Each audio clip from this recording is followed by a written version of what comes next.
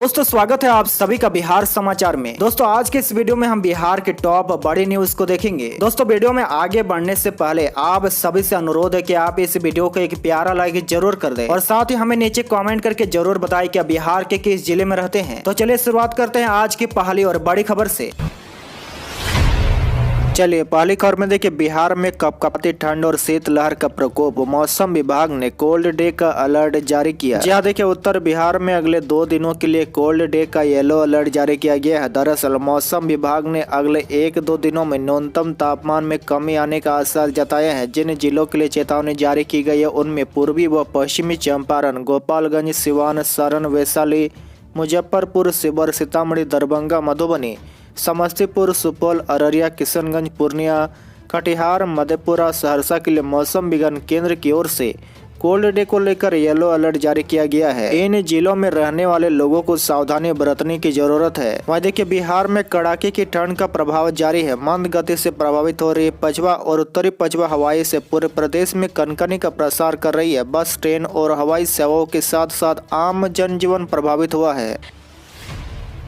बड़ी खबर में देखिए, मुजफ्फरपुर में ठंड ने तोड़ा 23 साल का रिकॉर्ड। कई जिलों में 72 घंटे से नहीं निकला है सूरज। पटना में मंगलवार रात 10 डिग्री रहा तापमान। जी हाँ, देखिए बिहार में ठंड के चलते 72 घंटे से सूरज नहीं दिखाई दिया है। हवा में नमी के साथ ठंड होने की वजह से गलन का एहसास हो रहा है। पटना में अधिकतम और न्यूनतम तापमान का अंतर 3.1 डिग्री होने से दिन भर कपकपी की स्थिति रही। हालांकि मौसम विभाग ने अभी कोल्ड डे की घोषणा नहीं की है। उनके अनुसार जब न्यूनतम 10 से नीचे आ जाता है और तब अंतर 3 या इससे कम होता है तब कोल्ड डे की स्थिति रहती है। दूसरी तरफ मुजफ्फरपुर में 23 साल बाद मंगलवार का दिन सबसे ठंडा रहा। इससे पहले 3 जनवरी 2000 को ऐसी स्थिति बनी थी। 2 जनवरी 2000 को अधिकतम तापमान जहां 13.6 डिग्री था, वहीं मंगलवार को यह 14.2 डिग्री रिकॉर्ड किया गया। वहीं देखिए पटना में 3 दिनों से दिन का पारा सामान्य से 5 से 7 डिग्री नीचे दर्ज किया गया है। बुधवार को तापमान में गिरावट हुई है। रात का तापमान 10 डिग्री नीचे होने का अनुमान है। मौसम विभाग के अनुसार बिहार में अगले 3 दिनों तक शीतलहर का अलर्ट जारी किया गया है।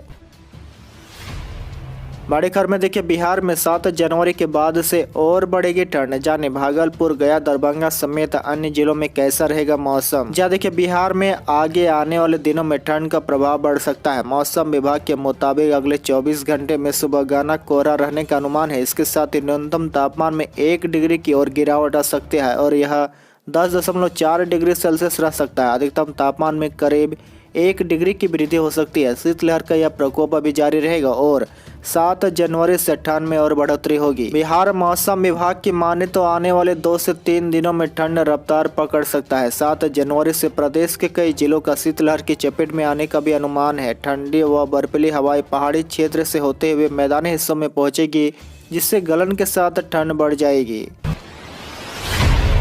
बड़ी खबर में देखिए, बीएसएससी सीजीएल परीक्षा रद्द करने की मांग पर अभ्यर्थियों पर पुलिस ने भांजी लाठियां, कई घायल। जहाँ देखिए बीएसएससी तृतीय स्नातक स्तरीय परीक्षा के सभी चरणों को रद्द करने की मांग को लेकर बुधवार को सड़क पर उतरे अभ्यर्थियों पर पुलिस ने जमकर लाठियां भांजी। लाठीचार्ज के बाद भगदड़ मच गई। पुलिस ने 100 मीटर से अधिक दूरी तक अभ्यर्थियों को खदेड़ा।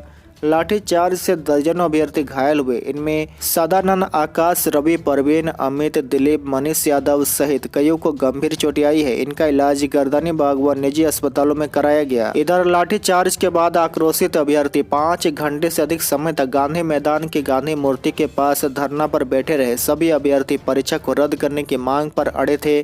कई बार इन अभ्यर्थियों को समझाने के लिए पुलिस पहुंची पर आंदोलित छात्र मानने को तैयार नहीं थे। आंदोलन का नेतृत्व छात्र दिलीप कुमार, छात्र संघ के पूर्व अध्यक्ष मनीष यादव, प्रिया कुमारी, आशीष, स्मृति, चंद्रभूषण आदि अभ्यर्थी कर रहे थे। बड़ी खबर में देखिए, बिहार में आंगनबाड़ी केंद्रों में होगी 5000 से अधिक सेविका और सहायिका की नियुक्ति। जहाँ देखिए बिहार में 5000 से अधिक आंगनबाड़ी केंद्रों पर जल्द ही नए नियमावली से सेविका और सहायिका की नियुक्ति हो जाएगी। समाज कल्याण विभाग ने इसको लेकर सभी जिलों को दिशा निर्देश भेज दिया है ताकि आंगनबाड़ी केंद्र पर खाली पड़े रिक्तियों को भरा जा सके। वहीं देखिए विभाग के मुताबिक राज्य में 1,14,000 केंद्र स्वीकृत है, लेकिन अभी भी 1,07,000 केंद्रों का संचालन हो रहा है। बाकी बचे केंद्रों का भी संचालन करने के लिए केंद्रों पर नियुक्ति प्रक्रिया को तेज किया गया है। वहीं विभाग के मुताबिक बहुत से केंद्रों का संचालन ऐसे जगहों पर किया जा रहा है जहां बच्चों की संख्या कम है। साथ ही कुछ केंद्र शहरी इलाकों में है जहां छात्र कम आते हैं। इन केंद्रों को भी दूसरे जगह पर ऐसे शिफ्ट किया जाएगा जहां केंद्र की जरूरत है।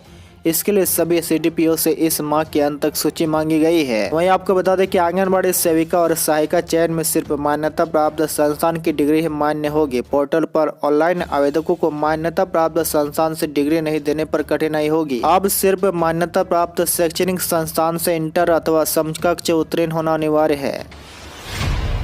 बड़ी खबर में देखिए, नए साल में बिहार के शिक्षकों के लिए अच्छी खबर। नीतीश सरकार देगी बकाया वेतन। जी देखिए, नए साल में बिहार के सरकारी शिक्षकों के लिए एक अच्छी खबर है। नीतीश सरकार ने राज्य के शिक्षक के वेतन के लिए 13,350 करोड़ रुपए जारी किया है। इसके बाद शिक्षकों का बकाया वेतन मिलना तय हो गया है। बता दें कि नए साल में पंचायती राज संस्थानों और नगर निकाय संस्थान के अंदर आने वाले शिक्षक और उत्क्रमित मध्य विद्यालय के साथ साथ ट्रेड, ग्रेजुएट टीचर और प्रधानाध्यापकों का बकाया वेतन सरकार देने जा रही है। सरकार के इस फैसले के बाद बिहार के 2.5 लाख से ज्यादा शिक्षकों को बकाया वेतन मिल पाएगा। बड़ी खबर में देखिए, बिहार में मुख्यमंत्री कन्या उत्थान योजना के लिए जल्द खुलेगा पोर्टल। 19,187 छात्राओं को मिलेगा लाभ। ऐसे करे आवेदन। देखिए, मुख्यमंत्री कन्या उत्थान योजना के लिए अगले हफ्ते नया पोर्टल खुलेगा। इस पर सत्र 2018 से 21 में स्नातक उत्तीर्ण करने वाली छात्राओं को आवेदन करना है। पोर्टल पर छात्राओं का डाटा पहले से ही विश्वविद्यालय की ओर से अपलोड किया गया है। आवेदन के बाद स्वतः सत्यापन हो जाएगा। कन्या उत्थान योजना पर बुधवार को उच्च शिक्षा विभाग की ऑनलाइन बैठक हुई। इसमें बिहार विश्वविद्यालय के अध्यक्ष छात्र कल्याण डॉक्टर अभय कुमार सिंह भी जुड़े थे। उच्च शिक्षा निदेशक डॉक्टर रेखा कुमारी ने कहा कि कन्या उत्थान योजना पर मुख्यमंत्री का विशेष फोकस है। अप्रैल 2022 तक स्नातक उत्तीर्ण करने वाले छात्राओं का डाटा पोर्टल पर अपलोड करने का निर्देश देते हुए बताया गया कि अगले सप्ताह से पोर्टल छात्राओं के लिए खोला जाएगा। बताया गया है कि इस पोर्टल पर आवेदन करने वाली छात्राओं के खाते में सरकार के स्तर से 50,000 रुपये भेजे जाएंगे।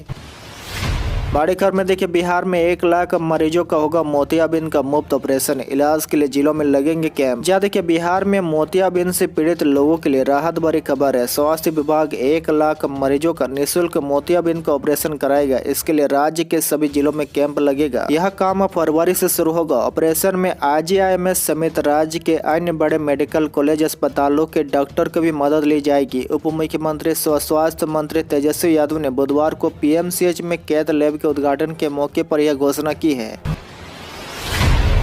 बड़ी खबर में देखिए, PMCH को बनाया जा रहा वर्ल्ड क्लास अस्पताल। साल के अंत तक पूरा होगा पहले फेज का निर्माण। जहाँ देखिए, PMCH में बुधवार को कैथ लैब के उद्घाटन के मौके पर स्वास्थ्य विभाग के अपर मुख्य सचिव प्रत्यत अमृत ने कहा कि PMCH को वर्ल्ड क्लास अस्पताल बनाना मुख्यमंत्री नीतीश कुमार का ड्रीम प्रोजेक्ट है। इसके लिए PMCH में तेजी से कार्य किया जा रहा है। 2023 के अंत तक पहले फेज का निर्माण कार्य पूरा करने का लक्ष्य रखा गया है। इसकी जिम्मेदारी संबंधित कंपनी के अधिकारियों को सौंपी गई है। वहीं देखिए, उद्घाटन के मौके पर अधीक्षक डॉक्टर IS ठाकुर ने कहा कि कैथ लैब की सुविधा शुरू होने से अब PMCH में angiography, angioplasty, TMT, 2D eco आदि हो सकेगी और स्टेट फेस मेकर लगाया जा सकेगा। इसके लिए अब किसी प्राइवेट या अन्य अस्पतालों में मरीजों को आने जाने की जरूरत नहीं पड़ेगी।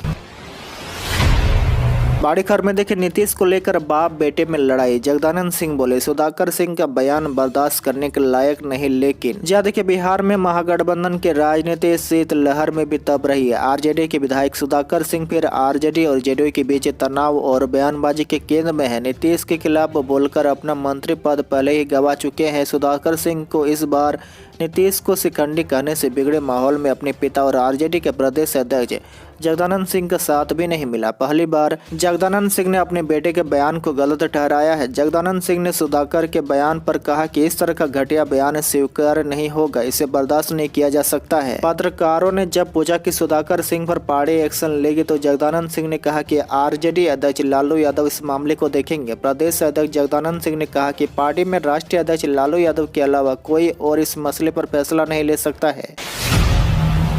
बड़ी खबर में देखिए, सिविल सेवा परीक्षा अभ्यर्थियों को 1 लाख रुपए आर्थिक मदद देती है बिहार सरकार, ऐसे उठाई योजना का लाभ। जहाँ देखिए, बिहार सरकार ने राज्य के होनहार युवाओं के लिए मुख्यमंत्री सिविल सेवा प्रोत्साहन योजना की शुरुआत की है, जिसके तहत बच्चों को कोचिंग के लिए वित्तीय सहायता दी जाती है। राज्य के SC/ST कल्याण विभाग द्वारा लागू इस योजना के तहत SC और ST उम्मीदवार जो UPSC और BPSC परीक्षाओं का प्री यानी प्रारंभिक स्तर पास करते हैं, उन्हें मेंस की कोचिंग के लिए वित्तीय सहायता दी जाती है। इस योजना को शुरू करने के पीछे का उद्देश्य है कि जो बच्चे प्री पास कर लेते हैं, उन्हें मेंस की परीक्षाओं के लिए कोचिंग करना पड़ता है। ऐसे में वित्तीय रूप से कमजोर होने की वजह से बच्चे पिछड़ जाते हैं और उनका सपना अधूरा रह जाता है। इसी को ध्यान में रखते हुए सरकार द्वारा इस योजना को शुरू किया गया है, जिसके तहत प्रीलिम्स से पास कर लेने वाले बच्चों को कोचिंग के लिए वित्तीय सहायता दी जाती है। खबर में देखिए, बिहार सरकार अपने खर्चे पर देगी प्री मैट्रिक स्कॉलरशिप। विभागों में 2 से 81 नए पदों पर होगी बहाली। कैबिनेट ने 16 एजेंडों को दी मंजूरी। जहाँ देखिए, बिहार सरकार ने क्लास 1 से मैट्रिक तक के छात्र छात्राओं को अपने मद से प्री मैट्रिक स्कॉलरशिप देने का फैसला किया है। केंद्र सरकार की ओर से इसे बंद करने के बाद अब राज्य सरकार अपने कोष से छात्रवृत्ति देगी। इससे हर साल लाखों BC और EBC बच्चों को लाभ मिलेगा। वहाँ देखिए, बिहार कैबिनेट की मंगलवार की बैठक में 16 एजेंडों पर मुहर लगी है। इनमें सबसे प्रमुख तौर पर लिए गए फैसले में विभिन्न विभागों में 2 से 81 पदों के सृजन की मंजूरी दी गई है। इसमें मुख्य तौर पर मद निषेध में कुल 136, विज्ञान प्रौद्योगिकी विभाग में 88 और आपदा प्रबंधन विभाग में कुल 43 पदों का सृजन होगा। वहीं देखिए, बिहार कैबिनेट ने नगर पालिका क्षेत्र विज्ञापन नियमावली 2022 को भी स्वीकृति दी है। इसके अंतर्गत अब शहरों में लगने वाले बड़े विज्ञापनों पर नियंत्रण किया जाएगा। इसके लिए लाइसेंस फीस ली जाएगी। बड़े विज्ञापन को बेतरतीब तरीके से नहीं लगाने दिया जाएगा। शहर की सुंदरता का भी ध्यान रखा जाएगा। साथ ही नीतीश सरकार ने बड़ा फैसला लेते हुए 75,544 पुलिस कर्मियों को बहाल करने का निर्णय लिया है। इसमें पहले चरण में 48,447 और दूसरे चरण में 19,288 पद भरे जाएंगे। बड़ी खबर में देखिए, नवोदय विद्यालय में एडमिशन के लिए जारी हुई तिथि। जानिए कब तक कर सकते हैं आवेदन। जी देखिए, नवोदय विद्यालय समिति ने 6ठी कक्षा में एडमिशन के लिए आवेदन की तिथि जारी कर दी है। एकेडमिक ईयर 2023-24 में 6ठी कक्षा के लिए रजिस्ट्रेशन प्रक्रिया शुरू कर दी गई है। 6ठी कक्षा में एडमिशन लेने वाले स्टूडेंट navodaya.government.in पर जाकर 31 जनवरी तक आवेदन कर सकते हैं। वहीं देखिए, 6ठी कक्षा में एडमिशन के लिए प्रवेश परीक्षा 29 अप्रैल को आयोजित किया जाएगा, तो वहीं टेस्ट का रिजल्ट जून में जारी कर दिया जाएगा। JNV में एडमिशन की योग्यता के अनुसार छात्र संबंधित जिले का निवासी होना चाहिए, जहां जवाहर नवोदय विद्यालय स्थित है। छात्र को शैक्षणिक सत्र 2022-23 में सरकारी सहायता प्राप्त या उसी जिले में मान्यता प्राप्त स्कूल में कक्षा 5वीं में अध्ययनरत होना चाहिए। साथ ही उम्मीदवार को सरकारी सहायता प्राप्त या मान्यता प्राप्त स्कूल से कक्षा 3 और 4 का अध्ययन और उत्तीर्ण होना चाहिए। इसके साथ ही उम्मीदवार का जन्म भी 1 मई 2011 से 30 अप्रैल 2013 के बीच होना आवश्यक है।